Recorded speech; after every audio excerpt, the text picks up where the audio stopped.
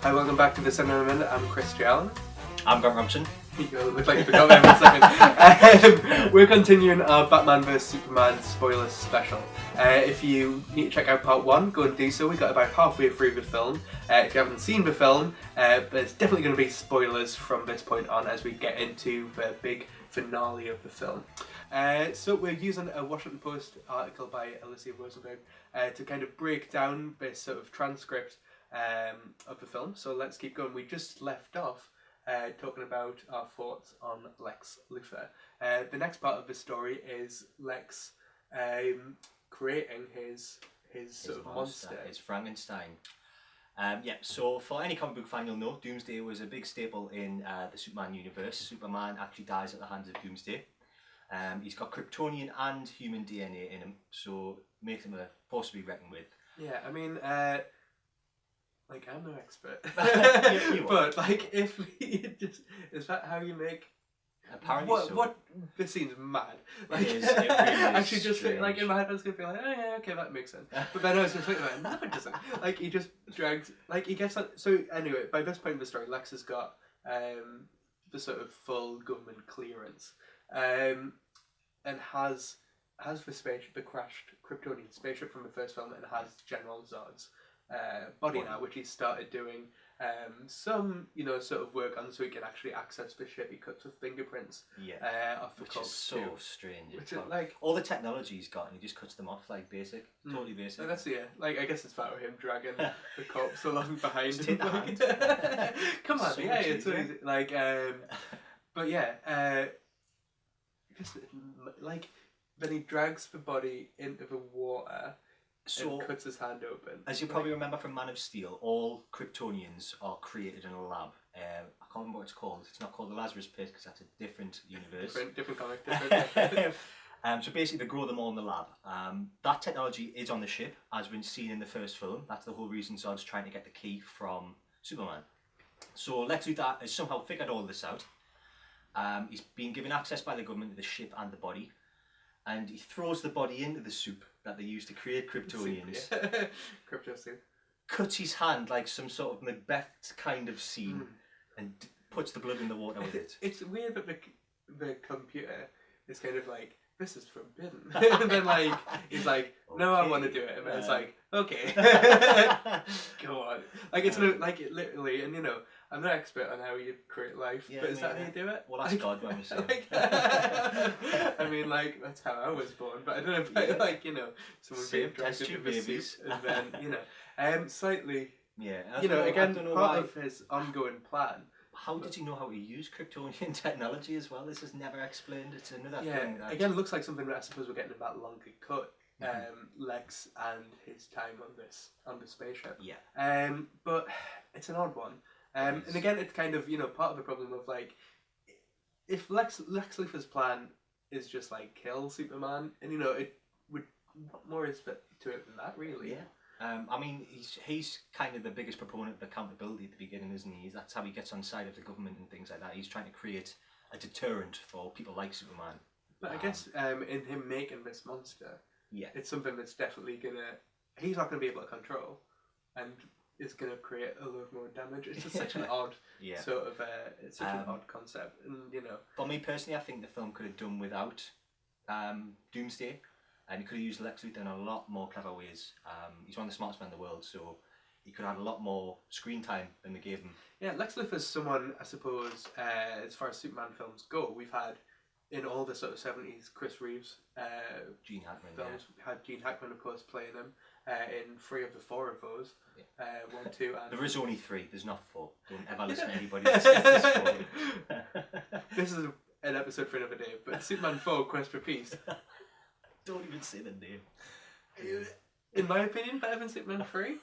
Yeah, that's right. Well, write in if you want to see more on that. No one wants. The guy from 2.5 Men plays his nephew. Seriously? Yeah, not Charlie Sheen, the other one. But other man, not the half. Does he really? Yeah. That is... Anyway. Superman 4, the quadrupiece. Check it out, y'all. And if you didn't like this film, you'll sure love that. Yeah, you'll definitely love that one. I've got nowhere to go. Anyway, but like, you know, I suppose, what on earth was I saying? Oh yeah, Lex Luthor. And you know, Ben is portrayed by Kevin Spacey in Superman Returns. You know, Lex Luthor is someone we've seen a lot of in the Superman cinematic universes, I suppose. Now, and I suppose they're doing something different with him here, but it's not really that clear. You know, like it's for much of a sort of compelling, and again, not necessarily to everyone by the internet reaction to it, villain. It's hard to know his actual intent. Yeah, like, what is he definitely trying to do? Like, you know what I mean? Like, even in Superman Returns, you know he's trying to drive it, like, basically make money from land.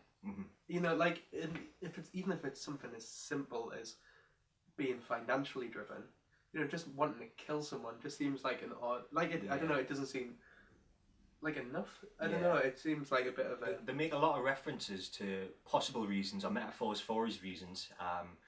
He continuously brings up and always gets interrupted when he's saying, do you know what the oldest lie in America is? And it turns out to be that power is innocent. So he's under the impression that because Superman has all this power, there's no way he could be just good.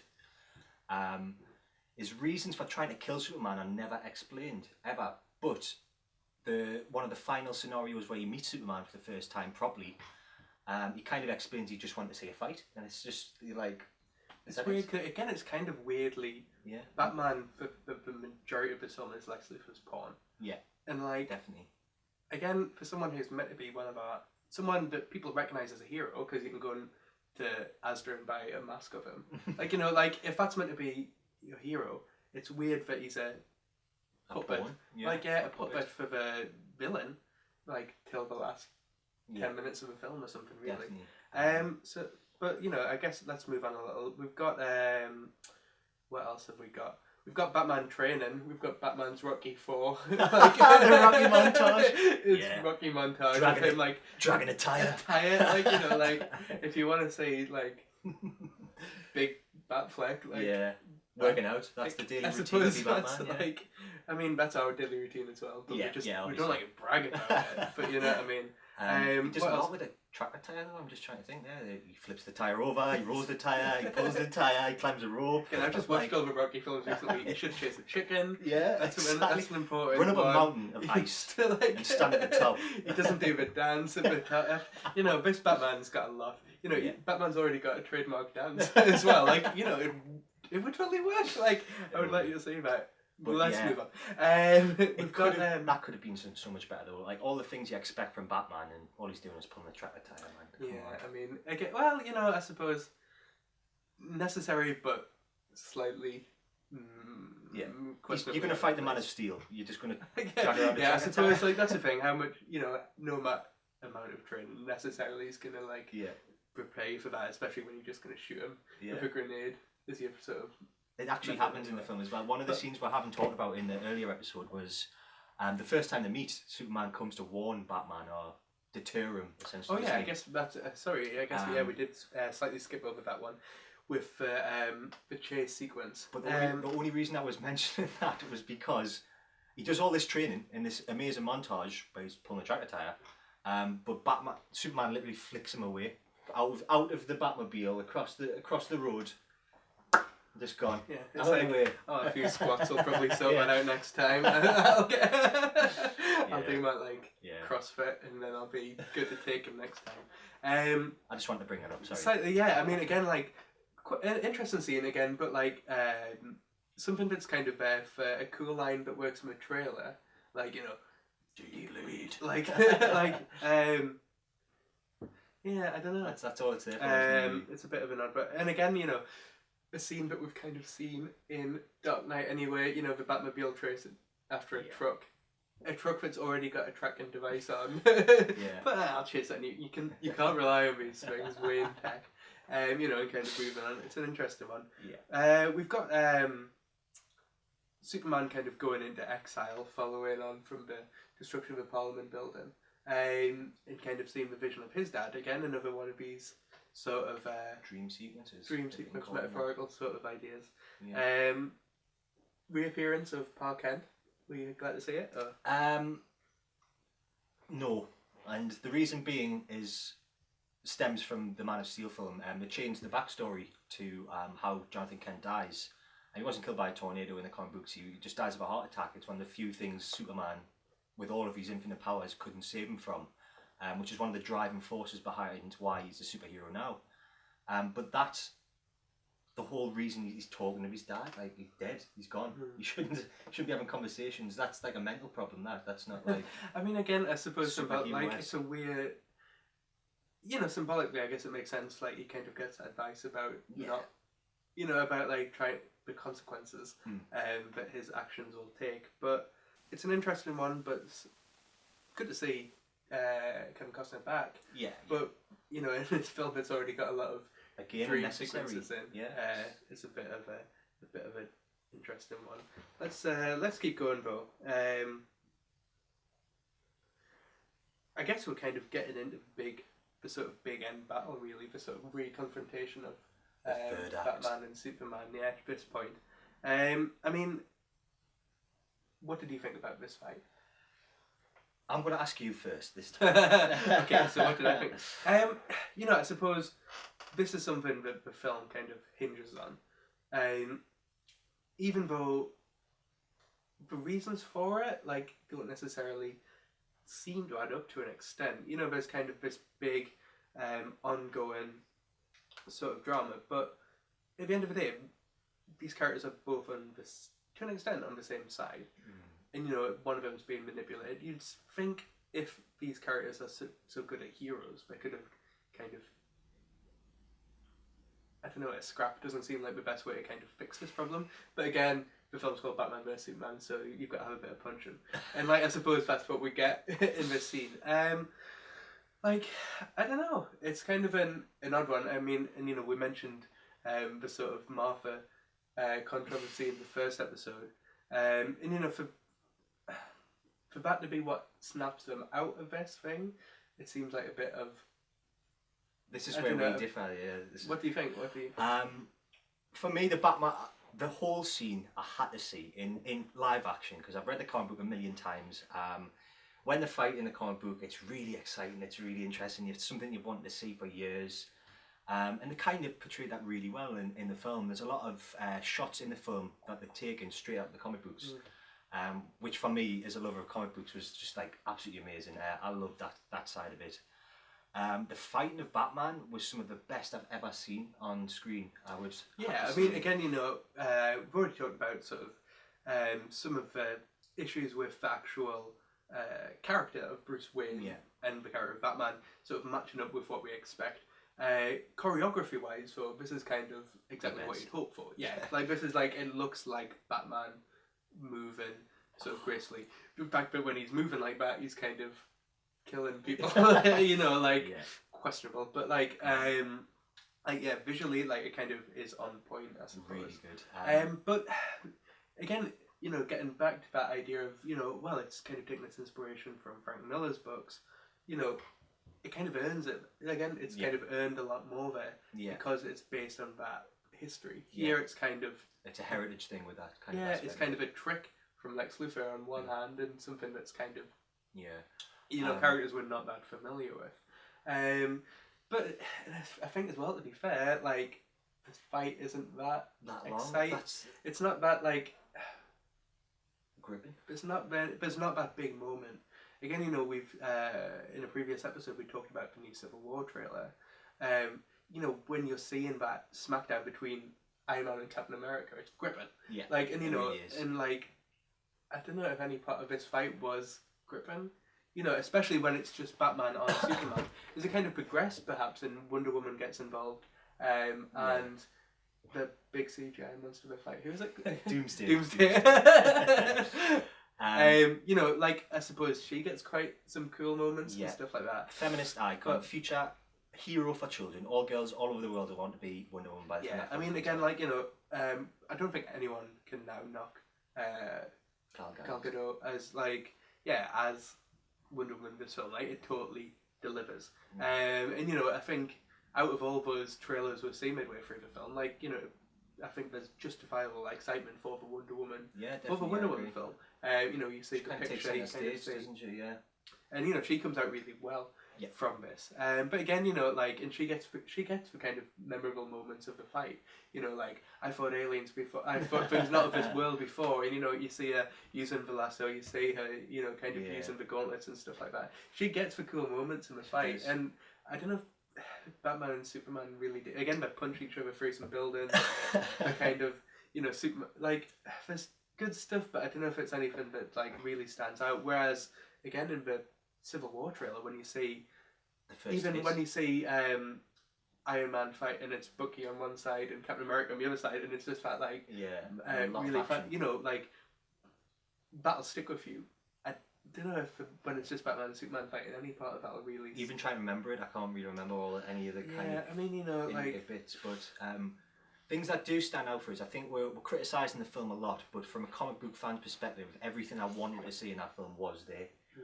Maybe it's not in the order or in the style I would like to have seen it, but it was there, and I think that's what sets Marvel and DC apart. Marvel seems to stick to the source material a lot less than DC necessarily do. They kind of change the source material to fit their movies, so whatever's making them more money, they're going to use. I guess it's a weird it's problem. It's kind of the opposite with DC. No, they're using all of these things that'll make you think of Superman and Batman, all these great little pieces out the storylines, but they're not kind of using it to the best effect. Yeah, I mean, it's weird because again, like, you know, they're using things to make fans happy. Yeah, definitely. But they're also, the things they are changing seem quite big. Like, you know, again, like fundamentally sort of making it a different Superman, and fundamentally sort of making it a different Batman. Yeah. You know, but then like trying to win. Well, it's still the comic book because you see, I don't know, like you see the what's the cube called again? The mother box. So yeah, you see the sort of mother box, like, you know, but does that balance it out? Because that's just kind of little throwaway thing. Yeah, just as opposed to something which I suppose is kind of fundamental in the storytelling side of it. We've mentioned before, you know, we've just even mentioned there, in fact, that Wonder Woman obviously maybe comes out really well from this fight. Really This fight though is another one of those areas that Lois Lane comes out from pretty badly. You know, the fight would have been better if she just stayed in the office. It's such a, again, you know, it's such a bad representation of women, to be fair. Like, you know, but she is juxtaposed against the masculinity that's there, and her as a damsel in distress, it just doesn't work. Yeah, I mean, you know, it's like her just kind of going back and forth, getting rid of the kryptonite, having to go and get the kryptonite again. It's just kind of a weird back and forth, you know, in the scene starting with her needing to be saved from Lex Luthor, being thrown off the rooftop. You know, it's just kind of a character that's really kind of boring, used. Yeah, and you know, that's a real again, like we said in part one, something that's a shame when it's someone as good as Amy Adams. Yeah, it's something we've seen far too often in a lot of cinema, really. Women underutilized in roles that should be very, very important. Again, yeah, you know, giving us something as good as Wonder Woman is in this, and then giving us something like as kind of dated as Lois Lane is in this. It's really, I don't know. It's not. Yeah, it's not doing itself any favors. No, really. I would definitely agree with you on that, Chris. I would definitely say that the introduction of a damsel in distress does nothing for the film. You're expecting to see these really powerful feminist icons, and one of them comes across like that, like perfectly so as well. Even though she's only got 40 lines in the film, I think. But then Lois Lane, who's an integral character, one of the dream sequences we haven't even talked about, which we'll no doubt talk about soon, she comes up as an integral character for the future of the DC Extended Universe as well. And if that's how she's going to be portrayed through the whole thing, I think they really need to rethink that, definitely, one of my biggest gripes with the film, definitely. Yeah, I mean, it's a funny one. I mean, as the fight goes on, you know, as we mentioned, it's when kind of Doomsday gets involved, and we get, you know, the thing, again, something we've seen on a lot of Superman films previously, the sort of introduction of kryptonite, and, you know, that sort of taking Superman out, which again, leading up to... Can we just point out, it's aerosol kryptonite. Aerosol kryptonite. Tell me, what's the difference again? Again, I'm not as big as Bruce Wayne spends like literally his whole fortune trying to make aerosol kryptonite, something that Lex Luthor nobody else could do. So that's the only way he has to breathe it in. So Oh, okay, yeah, I guess, you know. So that was It's something Superman falls for twice in the fight Yeah. scene, like, fool me once, shame on you, Batman, but fool me... You know, I guess it's a bit of a weird one. Yeah. The whole portrayal of it seems a bit, again, at odds with itself. You know, when he has to go and save Lois Lane from under the water when she's trying to get the scepter back, you know, it kind of... Takes away. It kind of kills it, like, you know, it kind of half kills him then. You know, and he's kind of really weakened from it. But then a minute later he can fly while holding it. Again, like, that just seems like a weird, like, sort of... How it affects him when he's, like, kind of thinking about it and then when he's not thinking about it. Yeah, I mean, and again, you know, obviously he needs to kill Doomsday in it, but, like, that just seems to be in total contradiction of what you just had the point of Kryptonite there for, like, 30 seconds previously. Another thing is, we've kind of got away from going through this scene by scene, but at the end of the battle, spoiler alert here. Again, Superman, this has all been spoilers. Spoilers. I mean, if you're at this point as well, like, you've either seen the film or we've ruined the film, so sorry. So they destroy Doomsday by Superman hitting him with a spear, first of all, that's one down. Then they take him up into space and then nuke him. Yeah, what, like... How does Superman not die? Like, he's just been... all the same things have just happened to him, and he's... Like, you know, even just from a point that isn't even mentioned in the film. Like, the president, like, instantly, like, set off a nuclear bomb right above our two cities which are next to each other for some reason. Like, you know, like, a nuclear bomb being set off right there, and, like, there's sort of no time it takes for that decision to be made. Like, this, again, you know, as much as we've got that Trump in this film, like, Donald Trump, like, might literally be the president if he's that willing to be, like, have his finger on the button. Just straight on the button. Like, yeah. Kill him. Kill them all. I was going to launch it anyway. Why not? Like, now I've got a reason. Like, amazing. Like, so I've ripping this film apart a lot, but it is a big film for fans. If you are a comic book fan, you love Batman and Superman, it is one to watch, definitely. You know, as much as, again, like, I've kind of, you know, said my piece on this one so far, and as much as there's kind of been all that criticism of it online, I wouldn't stop anyone from going to say it. Like, you know, I think it's totally worthwhile just so you can have that opinion, you know, don't just take anyone's word for it, you know, like, take your own word for it.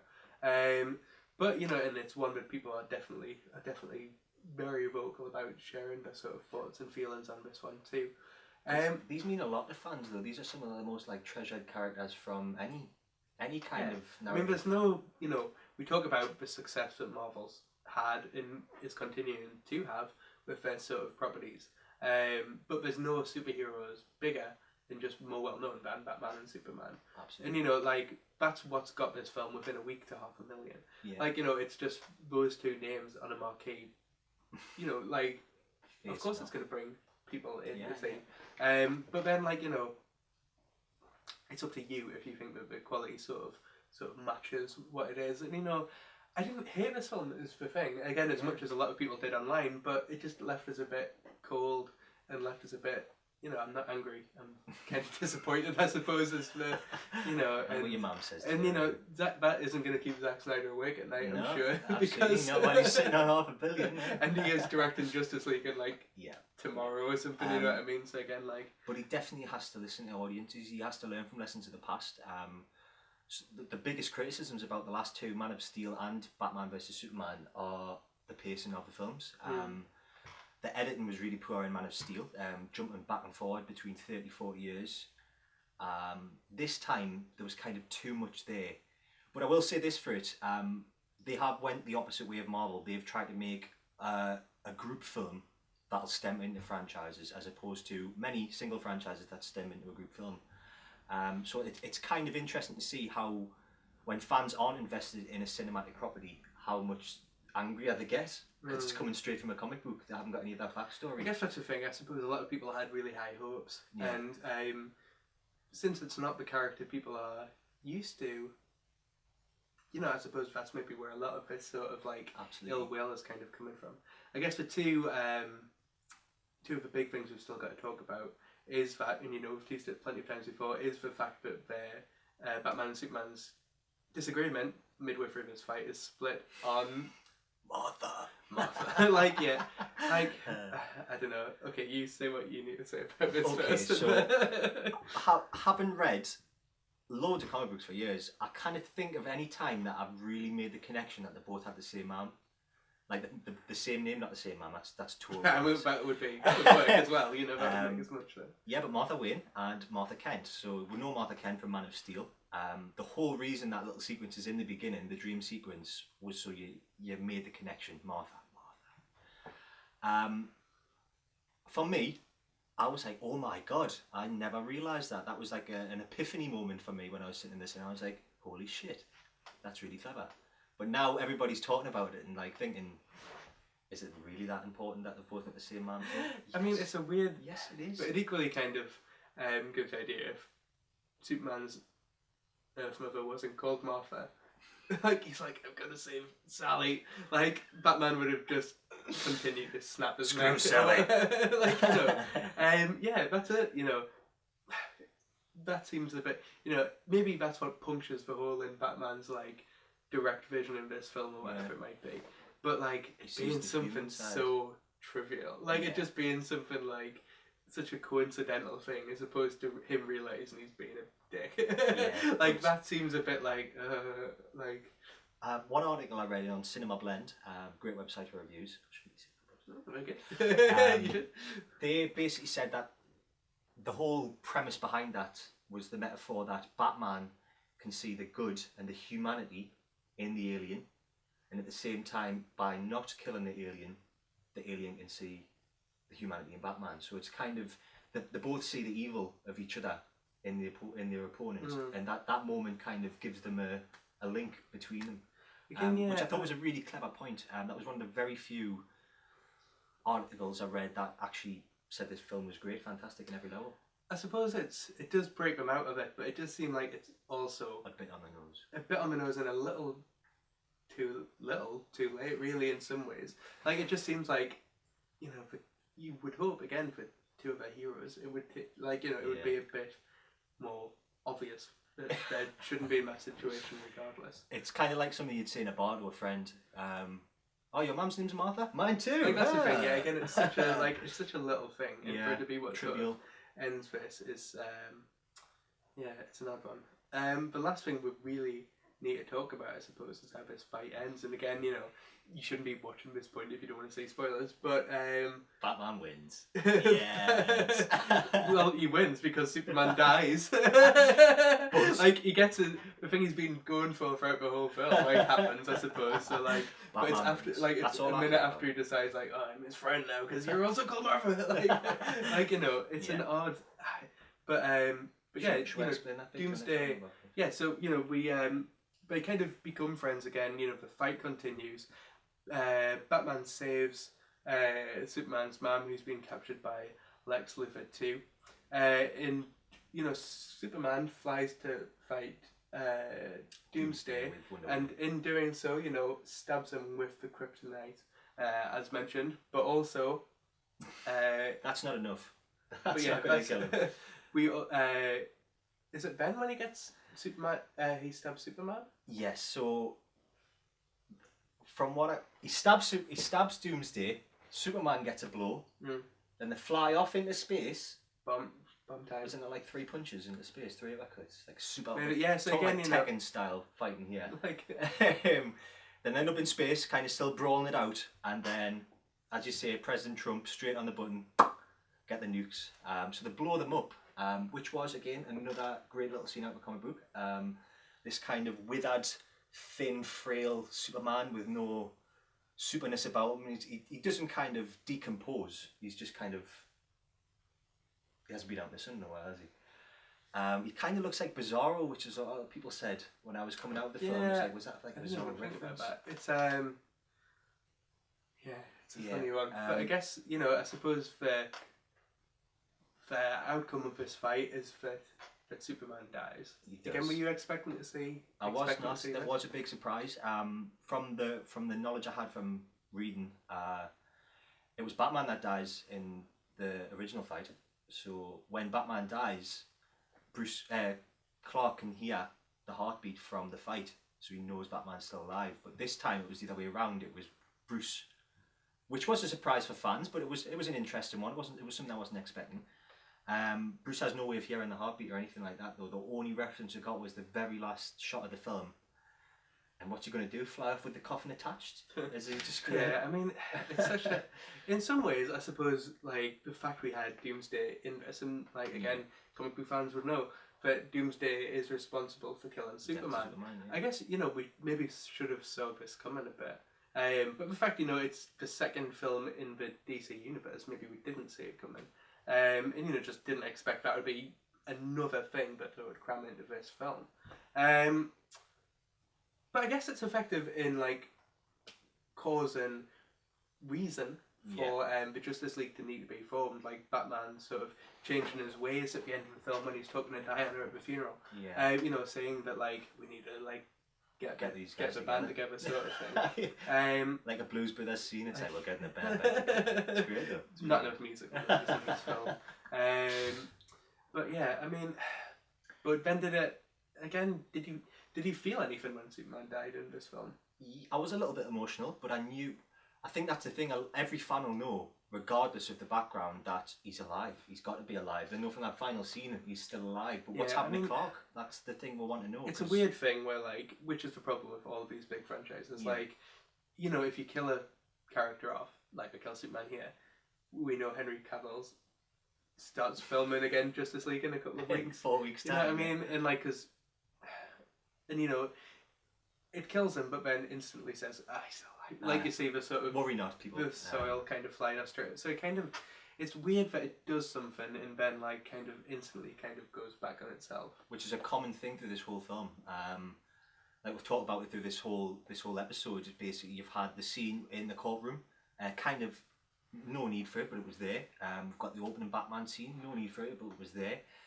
We've got Luthor going to the ship and knowing automatically how to create a Doomsday.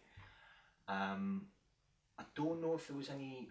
There's the dream sequences scenes. There's a lot of things that are really unnecessary for this story to be told. Yeah, that's the thing. Again, you know, it's that idea again in the sort of... It's not just a couple of little bits of world building. I suppose like the Marvel films dropped in ahead of Avengers. Yeah. It's kind of doing it all at once. You know, dropping in every one of those comic book references, dropping in every one of those like little side stories or sort of glances to the future, whatever it might be. And you know, that's what drags it out to, you know, close to 3 hours, I suppose. Yeah. And you know, it's not good for the story necessarily. It might be good for future stories, but for this one as a singular piece of cinema, it doesn't work at all. I mean, I guess we've pretty much covered it, but I mean, you know, were you satisfied? I mean, what are your final thoughts? Yeah, really? yeah. I think that's what we should say. I was satisfied as a comic book fan when I came out of that film. I was really I had so many questions about what was going to happen next, where I could see it take them, anybody's theories on it. I went with my younger brother actually, and he's just as crazy about this stuff as me. And all he could talk about after the film was the 3 cameos, was Aquaman, Cyborg, and Flash. So that automatically, from an audience perspective, that raised the question to him: what was going to happen there? Why were they in the film, sort of thing. For me, watching the Batman vs Superman fight was probably one of the best things I've ever seen in film, just because I've always wanted to see it, sort of thing. But there is a lot of things that were unnecessary. Too much cram into one film, and again, same problem I had with Man of Steel, chronology of the story. There are things I definitely raised, but as a comic book fan, I loved it. What was your thoughts? Yeah, I mean, there was a lot to love. Again, as we've already mentioned, Wonder Woman, Gal Gadot, like, very little to do, but what she did, flawless. You know, Ben Affleck as Bruce Wayne and Batman, you know, again, something that initially there was kind of a lot of criticism for when it got announced, but you know, something I've always stood by is that will be good. It was good. Like, you know, just, you know, his portrayal was good, despite, you know, any sort of misgivings and sort of problems you may have had with the character. You know, the sort of portrayal of it wasn't bad. You know, it wasn't a stinker of it. You know, and like, hopefully, kind of bodes well for seeing more of this character and perhaps for future versions of it being more what you expected.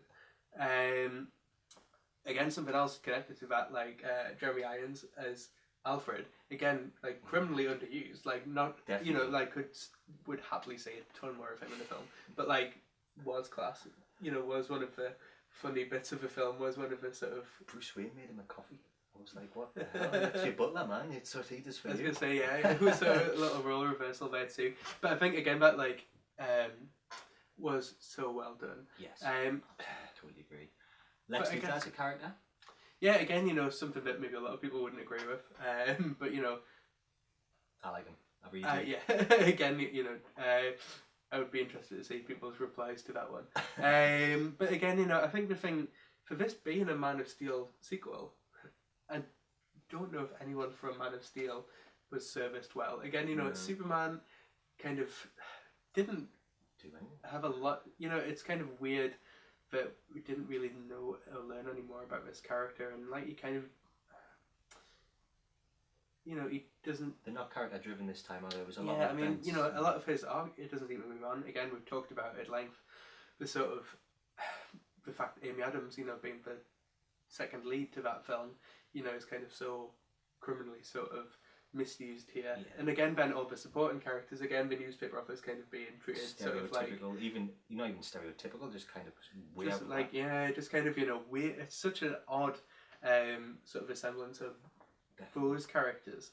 It's again, you know, I wasn't as angry about this film as a lot of people are, but that doesn't mean, you know, I think there's not room for improvement too. And you know, that is something I want to say. You know, I would like to see where this universe goes next. And that's what we're going to deal with actually on the next episode of the Cinema Minute. What is going to be the future of the DC extended universe. Yes. I got it. But again, we've had a lot to say on Man of Steel.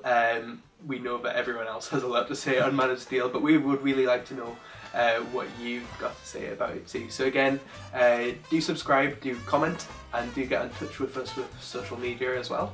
Yes, definitely. Make sure you like us on Facebook, Twitter, Instagram on now. Yeah, we've got the Trinity. That's our version of Facebook. Our version of Batman, Superman, and Wonder Woman. Our Trinity. Facebook, Instagram, Twitter. Social media. And make sure you subscribe on YouTube, as Chris said. But thank you very much for watching. Hope you enjoyed the programme. Yeah, it's been great having you again, and see you again soon for more look at DC Universe and more film news. See you soon. Thanks very much. Thanks, bye.